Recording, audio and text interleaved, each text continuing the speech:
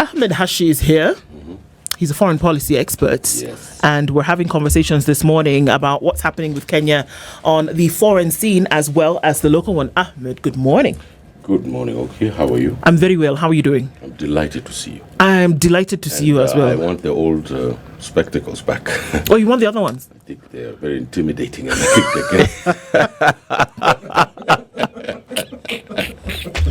I'll see what I can do for you. I have a funny bow.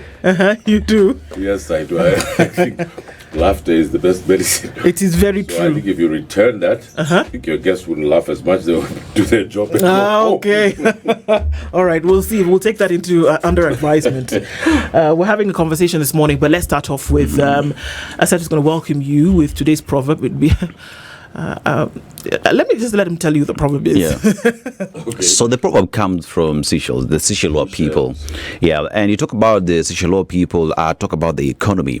The economy is huge because it's being pushed by tourism and fishing. And when you talk about fishing, it's not the kawaida mbuta or tilapia. You talk about tuna fish that comes from that country, as well as offshore accounts also doing well in that country. But let's go to the proverb today. Teamwork works. That's the proverb. How would you interpret it? Teamwork Well, works. I think that the most important element of any organization is teamwork. The most important element about any community is teamwork. The most important thing about a nation state is teamwork. No wonder Seychelles is doing really well because they have teamwork. We have much more tuna than Seychelles. Did you know that? Our continental shelf is one of the richest in Africa. But the Seychelles, I think that's how Seychellois. Seychellois. Oh, okay. I trust Oki to know these things. Yes, they're actually part and parcel of the Kenyan community. They're huge because my Isli here during the 60s. There was multicultural groups here, and the Seychellois have a huge community here. And I think that that's a great term to use. I think it's a perfect term, and Kenya should use it. Teamwork. Yeah. Okay. You know, it actually talks about tuna. I remember there are some tourists who came to the country and they went deep sea fishing. And some of the tuna they were getting, especially just closer to the waters, are the best they said they've ever had. So, yeah, we have tuna. We just don't maximize on it. Indeed. Well, let's look at a couple of things that have happened over the last couple of days. One of the big ones that we saw in the newspaper yesterday is that there is a firm that I don't know has been contracted by the government of Kenya to essentially clean up Kenya's image and to send a message to the Western friends that, come on, the things that you're hearing are not necessarily true, or that, this is actually what Kenya is about, and essentially to take brushstrokes towards an image that might already have been sullied by some of the things that we are seeing in terms of whether they be human rights violations, whether there be unrest, whether there be grand corruption on a, crazy scale. That would mean if you hire a PR firm as an individual or a government, that there's a problem that you're trying to clean up. Is this warranted? Is this where are we at this point looking into something that is needed to happen? The foreign policy of this country is the president's foreign policy. It is perhaps it's the only policy that the president himself thinks about, writes about, and then instructs his Ministry of Foreign Affairs to implement. Now, Mr. President Ruto is in a quagmire. And, his quagmire reminds me of that Englishman called Shakespeare. And he wrote a play, I think I remember in school. It was called Prospero and Caliban. One of the things that we profited from when we were growing up in this country is that we really had a very good primary and secondary education. And there's a line there about Caliban, who's sort of the subaltern. And he says that you taught me a language, but you taught me how to curse first. When you learn a language, the first thing you learn is how to curse. Yeah. And it has not helped me. So I think that the language that President Ruto has learned about foreign affairs is to curse. Because what has he done? On the very first day of his inauguration, he tweeted about Western Sahara. I think you remember that. It's a complete diplomatic gaffe. And then Mr. President Ruto went on a swashbuckling adventure about the Ukraine. He was trying to please the Western world over Russia. And he said some things that are just not good. I don't want to call them a curse again, but they're not good.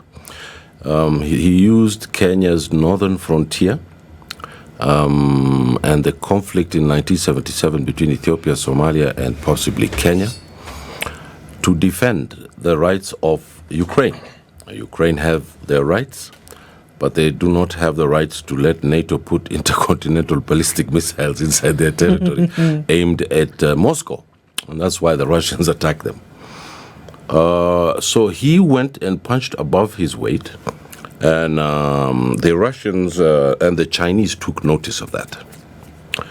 He then went into the imbroglio of the Sudan and armed the RSF. These are just facts. I want to put a chronological order so that Kenyans can know what's going on.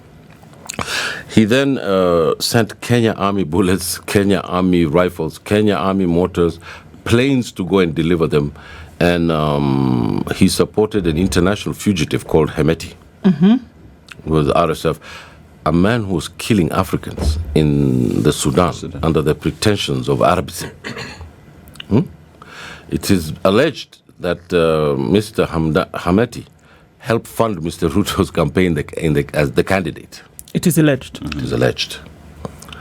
The fact that it looks like payback gives a very strong impression that may have happened. He then invited Mr. Hemeti to State House and put him under a flag of the Sudanese people. He then went on and he abducted Kiza Besigye from Uganda on the streets of Nairobi and sent him back to a military court with Yoweri Museveni, the president of Uganda. These are just facts, I'm not making anything up. It's in the public record. He then went to the United States, was given the honor salute, and made a non-cousin, non-brother, non-sister Inoki, the one who taught me that. Not an original thing. Just picked that up. And then he went straight to China, and he said that he's an architect. He's a co-architect. So the president is not in the deep waters. He's in the shallow waters of foreign affairs. I don't think he knows what he's doing. I think the Minister of Foreign Affairs also just doesn't want to admit it, but he's just following instructions. He's always been a man who follows instructions. That's Mr. Wycliffe Mudavadi. He's playing second fiddle to him, and he's just surviving there politically. So we all own this country as an individual basis and a collective basis, and we have a right, given the 15 years now we have of our Katiba, for citizens and senior citizens to speak about their country and say, look, where this is not foreign affairs, this is mambo jumbo. Yep. We talk about foreign affairs of the Republic and how important it is, because if you go back to the red carpet that President Ruto was given during the Biden administration, and the extrapolation of that later into Trump's administration, and everything now is being relooked, then a NATO ally position perhaps is going to be stripped. Now you look at Kenya's position in the human rights division at UN as well in question due to how Kenya has killed its own people. Then there is the Kizza Besigye, there is the Sudan matter. And you look at how all that is affecting Kenyans back home. Is it a priority sending people to the US to make our image? Of course, no, it's not. I think that when you fail in understanding how the United States works, I always like this quip about the U.S. by Henry Kissinger, which says that, it is very dangerous to be America's ally, but it is fatal to be its friend, because you never know when they're going to turn on you.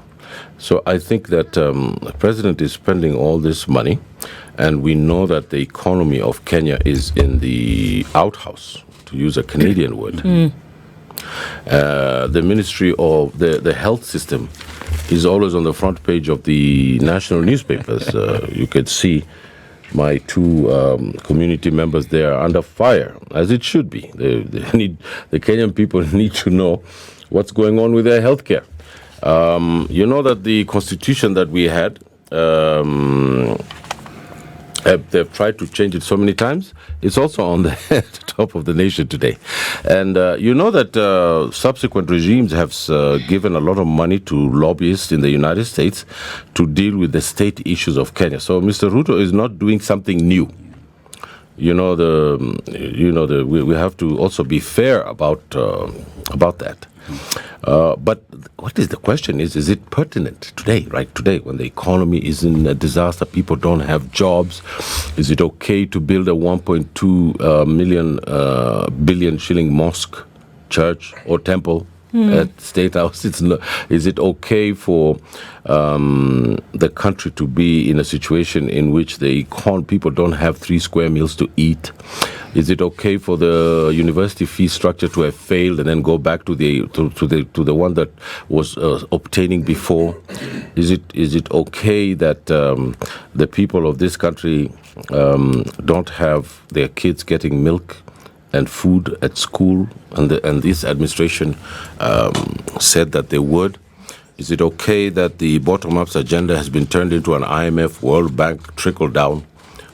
Trickle down. Remember, it was bottom up. Now it's trickle down. Yeah. So all these things just points to a failure in the administration of the Kenya Kwisha people. And of course, I'm going to vote for the opposition. You can tell by my sentiments. It's no secret. Yeah, it's not a secret. So we have the government of the people, by the people and for the people. There's another word down there which says, we have a right to speak about our issues. And from an expert point of view, I think that it's very wrong for him to have sent these lobbyists there when the door was opened for him. The door was opened for him by Biden. They shook hands, and he was just supposed to do the neo-colonial two-step for the Americans. That's what he was supposed to do. But here we are, Ahmed. And okay, so let's look at some numbers, shall we? Yeah. Because we do have the contract that has then, essentially been signed upon. The amount that we're looking at is $175,000 per month for 12 months in the initial. So if you want to do some math, $175,000, give or take 127 shillings to the dollar, you're at about 22 million shillings that's going to be paid to these lobbyists, to this firm, for the next 12 months at the very least, to get this PR work done.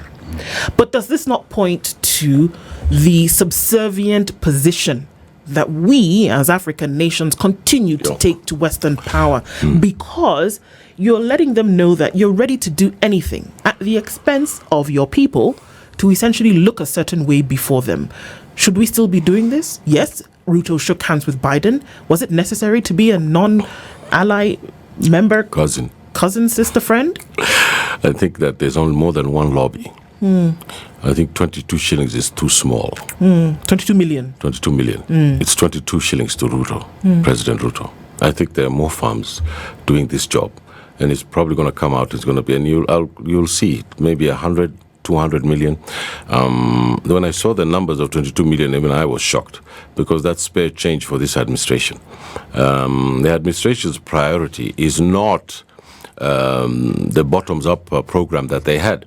They were trying to fix the bamboozling, the failure of their foreign policy, and their failure of their foreign policy. I put it to you, okay, it was predetermined. He was doing this on purpose because he thinks, or the administration thinks, that they are very, very sharp when it comes to dealing with the politics of international political economy. Of course, that has come out as a failure. And I think that it is really a failure on our part as well. And, the National Assembly hasn't taken the government to task on this, particularly the Foreign Relations Committee. You haven't heard from them speaking about these things, and they're in an independent body. You know that the Senate has been taking bribes. The president has said that, right? 150 million. Compare that to 22 million shillings in the lobbying. So I think this is a trial balloon They're sending this out for us to make noise about, and I think there are more sinister things going on with our administration, particularly in the area of health. Okay. I mean, Hashi, any administration that comes into power sets the tone from the first few days. And that's why, contextually speaking, you will always hear the first 100 days of a presidency. From what you've promised, what you said you will do, both locally, your relations internationally, regionally, sets the tone for then how that administration is viewed. Now, on September 14th, I just want to flesh this out and go back to your earlier statement when you started talking about the gaffes.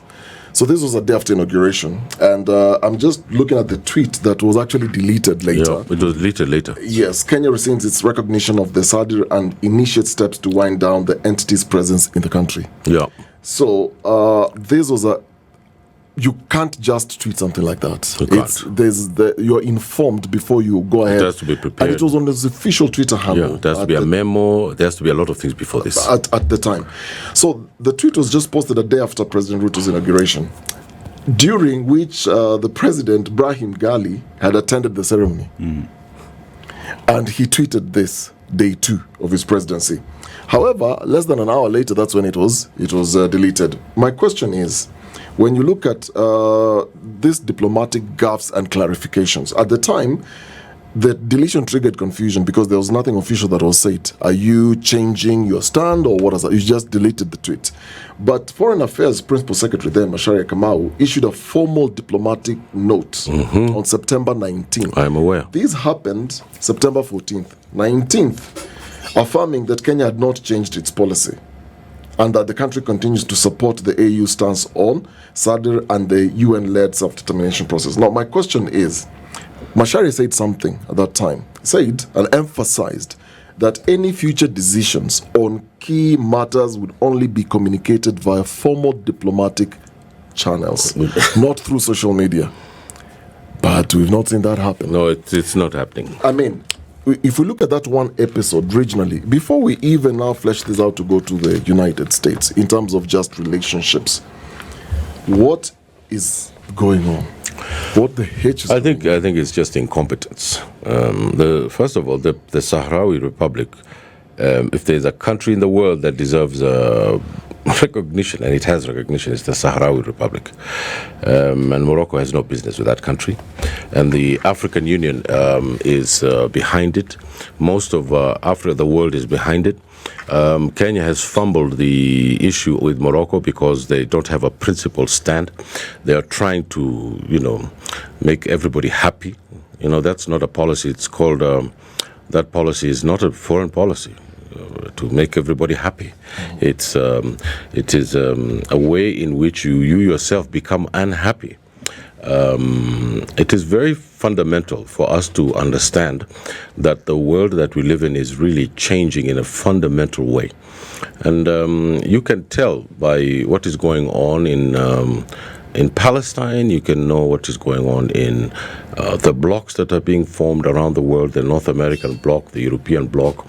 All the world is a bloc on trying to create an economic basis so that they can have power. And each African country today, except for the Sahel Union under Captain Traore, is busy praying at the mosques, praying at the church, praying at the temples. There's nothing wrong with praying. But after you go and pray, you need to go and do political work and form a nation and get the next nation to join you so that you guys can create proper agriculture, proper state institutions, no corruption. It's really nursery school rhyme. There's nothing rocket science about governance. After I studied that subject for 12, 13, 14 years, then I figured out that I could have figured it out a long time ago. I didn't have to waste all this time.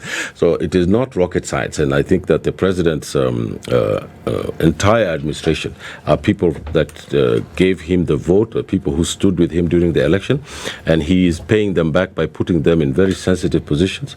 And most of them are not qualified. They're very incompetent. You can tell in every ministry in this country. This is not something that I'm just making up to criticize the president.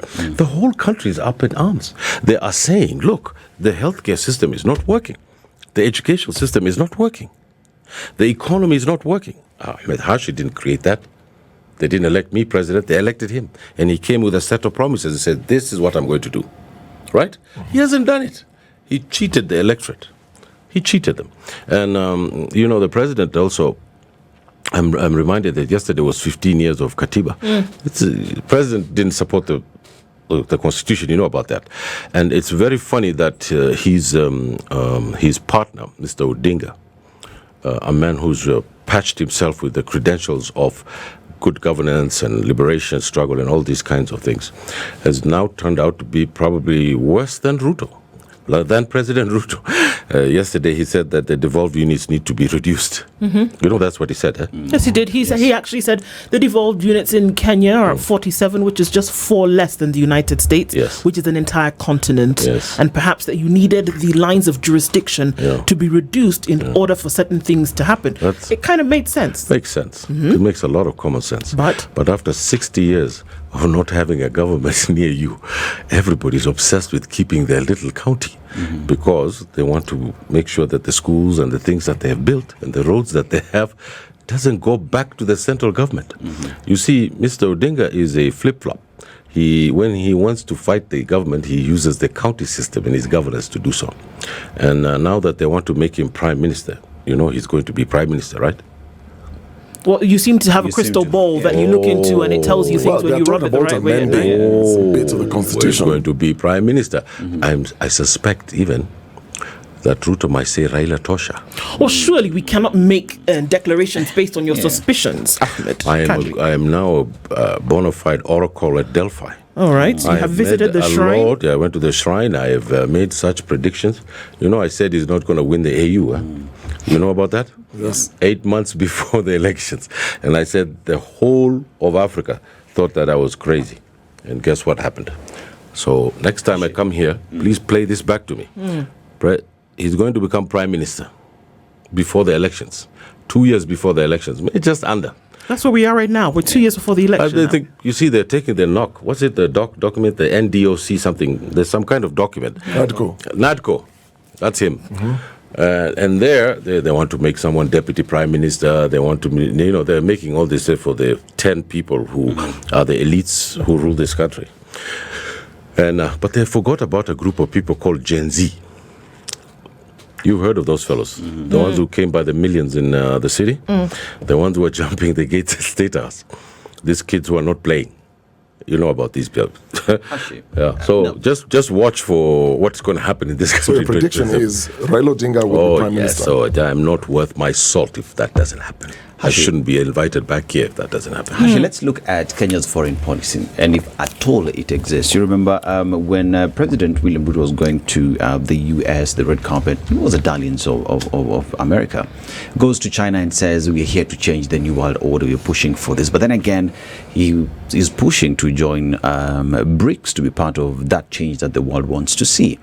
And one asks the question, just what exactly is Kenya's foreign policy, and if at all it does exist? I don't think we have a foreign policy. I think we have Rutoism as a political economy in this country. And, he micromanages everything. He's even doing the wardrobes and the architecture of State House. When he came in, he said, this place, it looks bad. So he was involved in painting it. He was involved in fixing it. He micromanages everybody. The whole cabinet is scared of him. When they walk in there, he sits at the front and he ticks off everything and says, number one, there's no debate. Everything is just ticked. I have never seen this country in such a bad situation that it is today. And the policy, you know what foreign policy is? Foreign policy is the expression of your internal policy. It is the expression of your economy, your values, the belief systems that you have, what you want to do with your continent, what you want to do with your region. President keeps fumbling the foreign docket in a way that is just now unacceptable. You see, probably the best, there are 3 foreign ministers that we had in this country that were the best. Number one was a guy called Joseph Murumbi, who was the founding foreign minister. The second one has a very long name. He's from Nyanza. C.W.H. Agwing's Kodak. They named a road after him. Brilliant lawyer. And I must say, Amina Mohammed. I must. It'd be sexist of me to just To name- not. Yes, they don't name these guys. They just don't name a woman. So she did an amazing job. She practically did the foreign policy around The Hague, and these two guys came back. She rallied the states of Africa. She rallied all the other states, and there was a lot of pressure on the Irish to stop their racist they are not taking Netanyahu to the ICC, and when they did, the prosecutor had a sexual encounter in his office. Encounter, you know what I mean? People who work in offices know about this. So even you guys have a poster there that says, "Did you cheat on me?" Have you seen the poster there? Yes. Yeah, we actually Yeah, seen it's it. actually the We funniest tend to thing work ever here saw. sometimes. We Muslims don't cheat. We marry another woman. Yes. We solve that problem that way. Real quick and So make Hashi, it very formal. Quickly. So Bring her home. Hashi, a quick one. Yeah. Let's zoom out. Okay. This foreign policy conversation and how President Ruto then is lobbying and trying to improve ties with the U.S. The story here is it's not just Ruto, and you said he's not. I mean, let's give him credit. It's not the only. He's not the only one who's done this. There are many others who've done this, and there are other politicians Yeah. who've gone to the United Yeah. States. Former Deputy President Rigathi Gachagua was just there. Just came back, I think last week. Yeah. But the conversation here is a lot of these political figures going to the U.S. Seeking elective positions, and this is the presidency. Spend hundreds of millions or billions in an attempt to gain favor with the U.S. Yes. For the longest time, every election cycle, there's always this conversation that you need to endear yourself to the Yes. U.S. because for some strange reason, I don't know the facts, they end up determining who then becomes president. So if they're supporting Hashi for presidency and they're not supporting Ndu here, chances are that you are going to win. So is the influence of America going to determine the outcome of the 2027 election? I think we should be very clear about what the United States is. It's what is called an empire. A country that wants to is a hegemon, country that controls the political economy of world relations, is the international relations. There is no international relations that other than the United States. For an example, it put a security caveat in the UN Security Council yesterday about famine in Palestine. Even all the Europeans were in the press conference saying that this is not acceptable. These people are dying over there in a way that's unprecedented. The United States, in a callous moment, simply walked away from that and let Israel have its genocide. Now, the way that the international system has been created since the 1945 and a little bit further during the beginning of the Atlantic Charter, is that the United States is got the largest economy. It's bigger than the entire world combined. It's just so huge.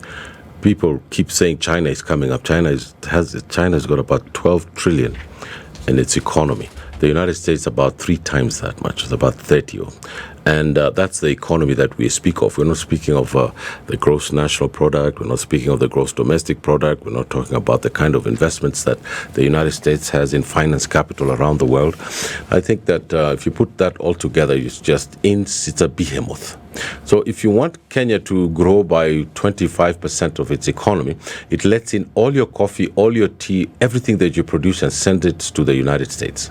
Kenya's economy will double. They did that to South Korea.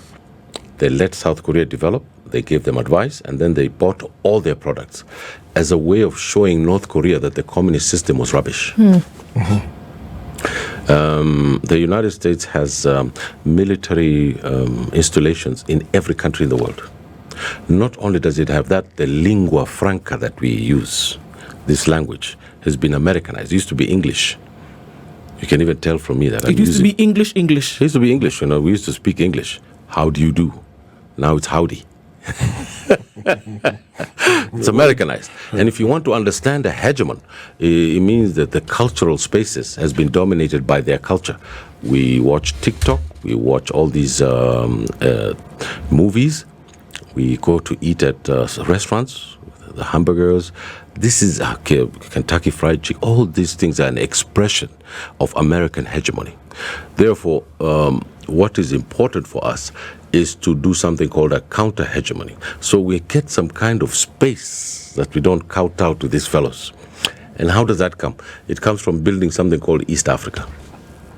If you have 250 million people in East Africa and you are building your cars here, you're building your wardrobes, you're building these clothes, now, what is it that, why do we need to go and get this shirt from China or this one?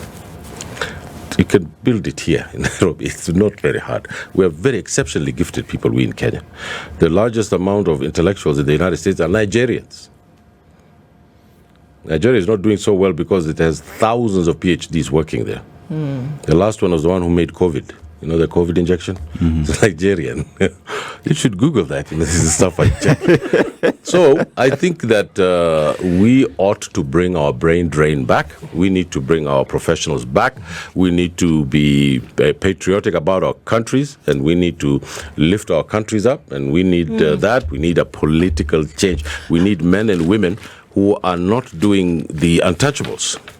We need men and women who care about their countries. Hashi, allow me to ask you this question, because here we're saying that the world essentially has been Americanized. Yes. Right? Yes. Globalization came in the early 2000s. Yes. And it was giving everybody the idea that we were all connected on a global village in one place or another. It gave the idea, which, as for those of us who studied international relations, as a theory at that time, we were told that this is now the new world order. Yeah. That was great. But again, that we saw that it was a message that was being peddled by those who actually still controlled the space. Now, if you say that, is it necessary?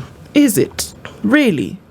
Or are you saying that it is time that we dislodge from that position whereby the US, in all its power, we're looking at a $30 trillion economy, right? Is it possible to dislodge from that ecosystem and say you're going to forge a path? Or do you inevitably dislodge once you start being insular? We don't want to talk about it, but that's exactly what China did and became a threat. Whether we want to admit it or not, China became a threat to the United States. And one of the ways in which they were able to do that was the insular position they took to rebuilding their economy over 30 years. There is no other question they did better than the way that the Chinese have done it. So are we saying that let's look at African countries, whereby now here Kenya is spending $22 million to clean up its image before the almighty America? That's what they're doing. It's not for anybody else. It's just a fact of life. So are we saying that one of the ways that you can remove yourself from that situation without focusing too much on them is to focus on yourself, and these things happen inevitably? We've had leaders who have come to Africa to change it and they were killed by the CIA. And this is in the public record. Patrice Lumumba, Mohammed Murtala, Allah yarhamah. There are many men and Gaddafi. There are a lot of many men and women who have tried to create this path for their country so they can be self-sufficient in food, agriculture, all these other things. There's nothing radical or socialistic or left-wing to say, I want to feed the people. You remember when in South America people started saying that, we need to feed the people and there's no food in the country, they were told you're communists. And they were in the Catholic Church. The Catholic Church was saying poverty is evil. Jesus Christ, said, I am the way. He did not say I am the highway or the road. He said the way, it's a value system. So what we're saying is we don't want Abu Dhabi to come to our country to grow crops and send it to Abu Dhabi. We want to grow crops in Galana to send it to Abu Dhabi and make a profit. I'm a warrior. We're traders. Like fellows in northern Nigeria. We buy and sell cattle and camels. We've always traded, want to make a buck. Kenya wants to make money, to be prosperous. Who doesn't want to be prosperous? In fact, I support these prosperity churches that are cropping up. I think they're wonderful. They're saying, let's go and make money. Let's go and build houses. Let's build our economies. Let us wear nice clothes. What's wrong with that? Nothing. I never thought that we would have a foreign policy conversation whereby we then support prosperity. Prosperity gospel. But okay, it's a Thursday. Let me answer these questions directly to my friend here. Foreign policy then of the Kenya Republic needs to be East African first of all. We are not Eastern Africa. Just wait, let me finish. Let me just finish. Yeah. That's what we need to do.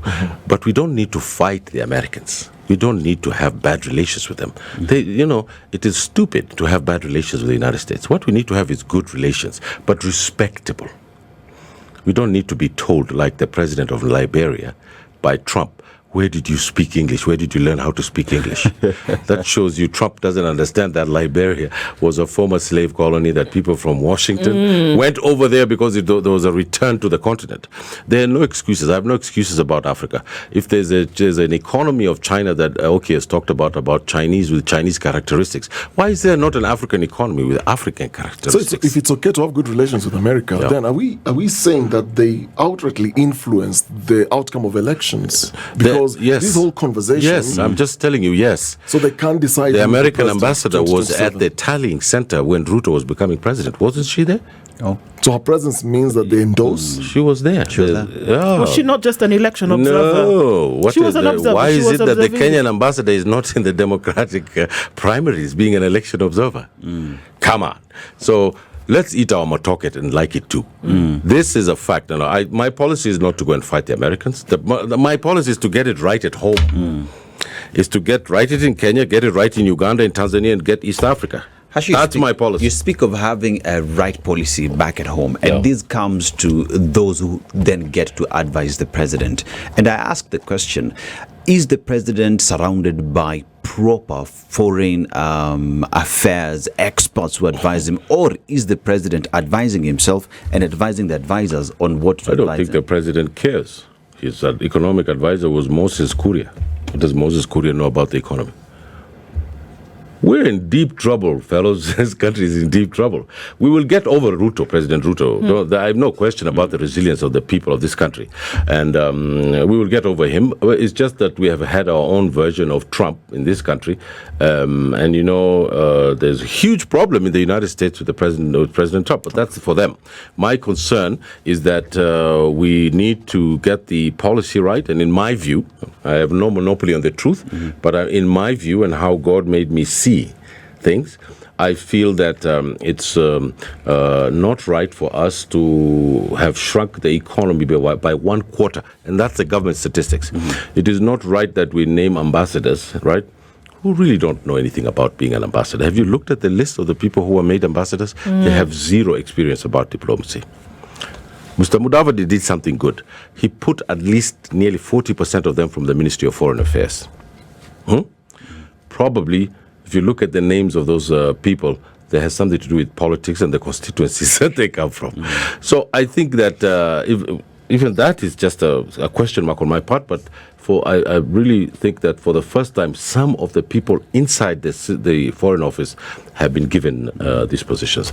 So I'm sorry that my discourse has been gloomy, but I have not really theorized everything. I've really just said these are the facts that are in the public record. What would be the solution? How do we get out of the hole?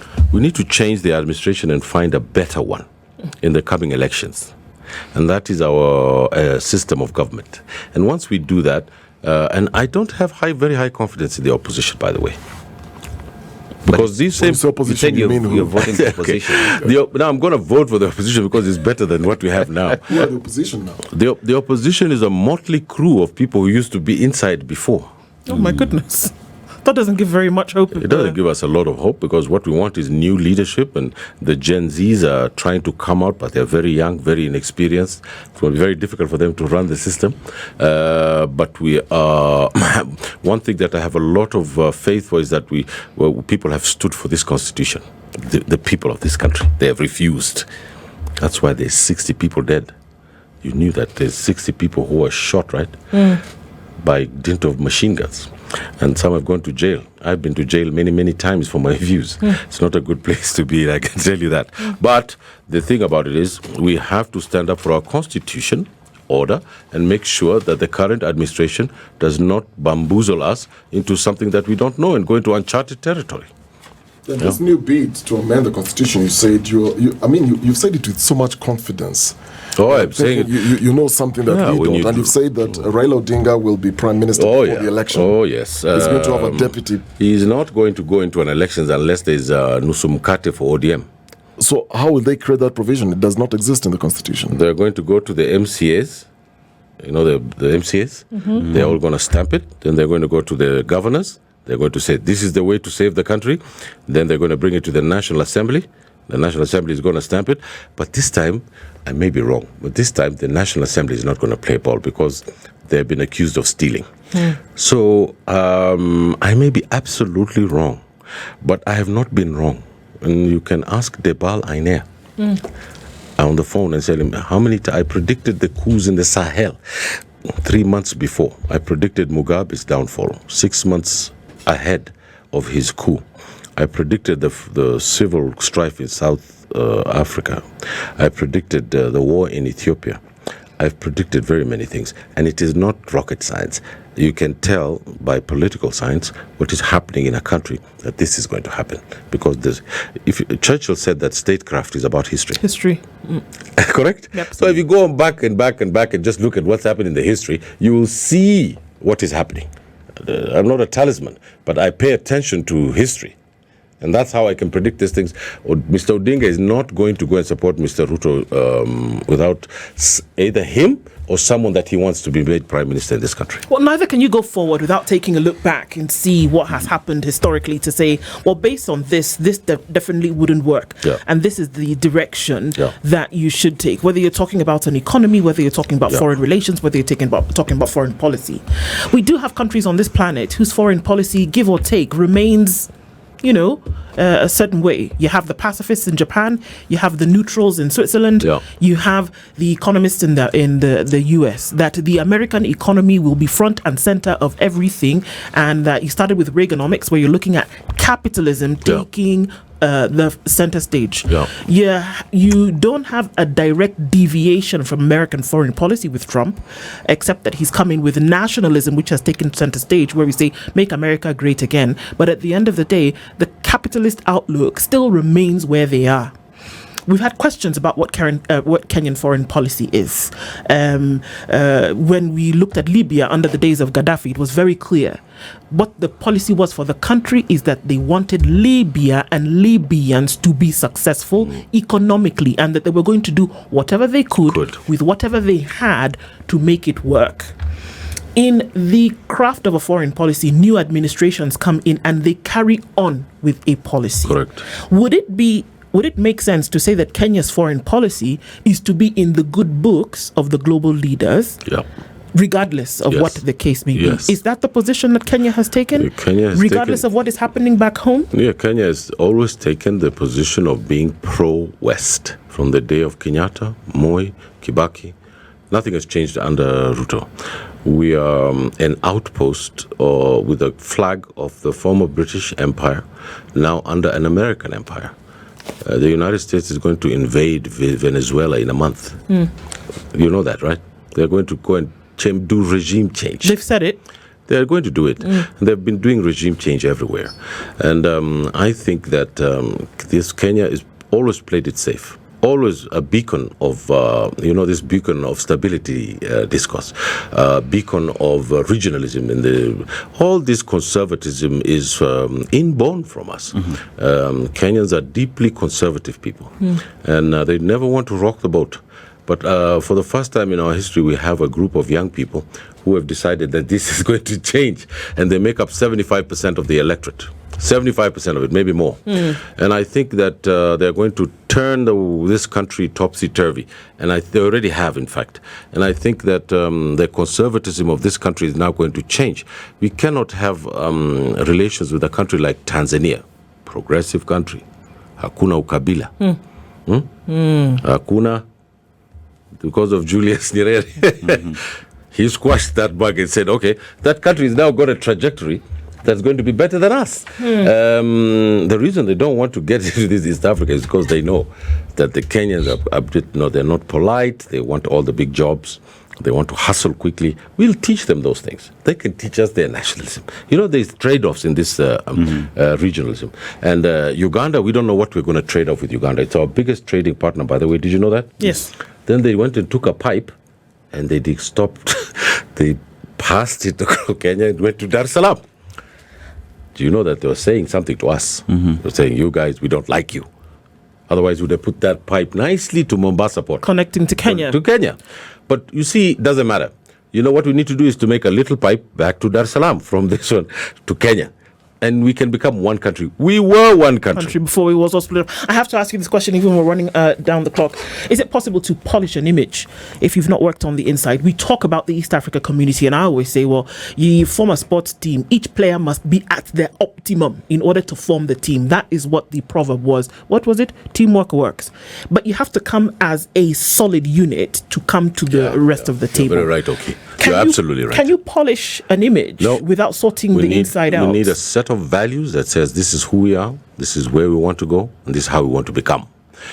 And at the center of it must be Africa. Nothing more, nothing less. And we have to start with East Africa. This country, this continent is the richest in the world. It has got the most smartest people in the world. Civilization started here under Imhotep and those pyramids that black people built. And then something happened after that. People started coming to take our people and sending them as slaves. And then that's how the economic system in the world was built. And now what we want is to say we want it back. We want to do our things our own way. We want to be independent and dignified, and we don't want to be told what to do and when to do it and how to do it. And including this language, this woody language we're speaking, should be speaking in Kiswahili. Should be speaking in Kiswahili, and that's a good place to end on this morning. Thanking you to everybody on our socials this morning who's taking part of that poll, where we're asking the question if it's necessary to polish our image internationally. And Ahmed Hashi takes a bow from this conversation. I was going to ask you why you removed the glasses, but okay. Thank you for being here this morning. We continue with our conversations. My dating life has gone very up since I came to this show. Okay. But you never know. By the next time you come, you could be married. SpiceFM, you did a good job. It's 8 a.m. You know, let me tell you before I go. Yes. It's important for Kenyans to be told things in a way that is funny, that makes them smile, because the message will go inside their heads. If you come here with a serious look and a suit, Kenyans will not listen to you. Kenyans want to hear things differently. They don't want to hear these things like the headmaster used to do it. We need to change. We need to change. There you go. Ahmed Hashi, thank you so much for being here this morning. This is The Situation Room, the only way to start your day.